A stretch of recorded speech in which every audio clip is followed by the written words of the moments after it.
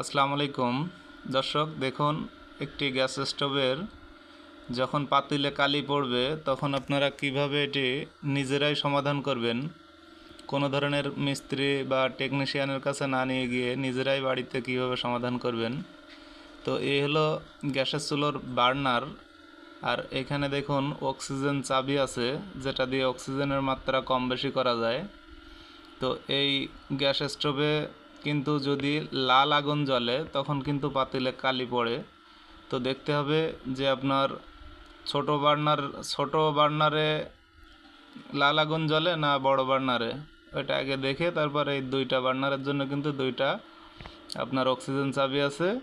এই অক্সিজেন চাবি কিন্তু কম বেশি করলে আপনার লাল আগুন কিন্তু নীল করে দেওয়া সম্ভব।